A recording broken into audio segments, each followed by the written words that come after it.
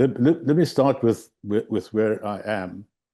Hout Bay probably has a population of about 100,000 people, of which one is an informal settlement, very crowded informal settlement.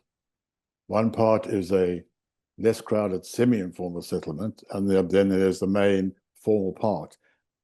And there are 3 or 4 different cultures in this so-called fishing village, which is like quite a big town. And each one of them brings their own soul and has their own meaning. I've chatted to people in the 3 or 4 different communities here, and there's the soul that each of them have, or feeling of soul that each of them have, is very different from each other. They kind of melt together in certain places where they sort of combined, but by the nature of where they're living and how they live, and the cultures and the past history of South Africa too, there are many souls of the city, and it's a kind of a pluriverse of souls, and they mingle, and they sometimes join and sometimes are very separate. Quite alive, and in fact, the most crowded areas have probably got the most strong soul of their part of the city, and they sort of move into each different parts and sort of share, but in a sense, they go back to where what they see as their part of the city each time.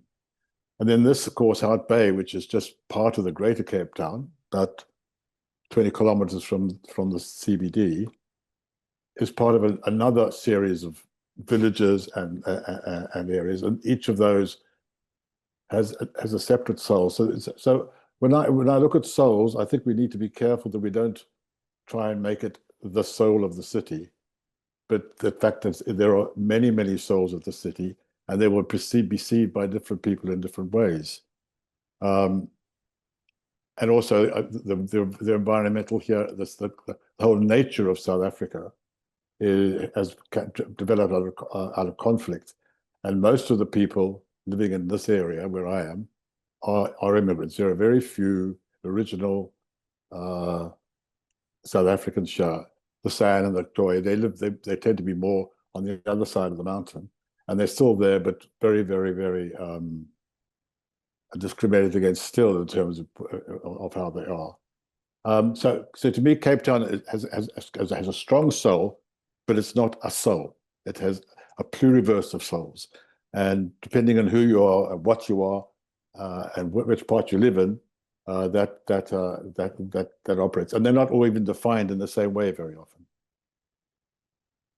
Looking at the integral side, I think what I've learned from integral over the years is how it's what I studied when I worked with Ken Wilber and others, is that it's a very much what is known as a weird Western way of looking at the world. It's a conceptual way, which in a sense doesn't include the indigenous and Eastern philosophies very well. And what you find, when Alexander talked about 500 years of that kind of civilization, but what we're talking about has existed for 2,000, 3,000, 4,000 years in these indigenous communities. And we're kind of reinventing something. We're not sort of finding anything new. We're actually kind of reinventing what they had within cities. So now we have to kind of make this kind of relational thinking, this kind of belief in much of the power of the land, the belief in the spirit of place, much more seriously. And I think I find it through the use, which I've talked to Alexander about often, of the pluriverse, which is that we accept that there are many different views, and we don't try and make a universe of trying to make them all the same.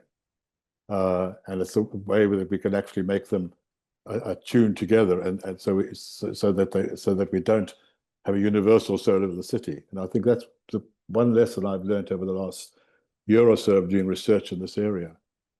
And I think we've got an exciting time of trying to look at this whole urban situation, look at how urban relates to the rural areas and the peri-urban areas, and just it makes what we called in the Thrivability Foundation, going from shareholder I mean, from stakeholder to shareholder to thrive holders. And what we, as Alexander says, we want to be thrive holders now. We want to hold this and thrive with it, and not just, you know, keep things in that way. So, yeah, I think that's probably enough from me. But it's that's importance of not being too defined, not defining the soul of the city too closely, and realizing how it is really very much tied up with the soul of place, the spirit of place. And yeah, I think that's what we'll be doing over the next year anyhow. Thanks.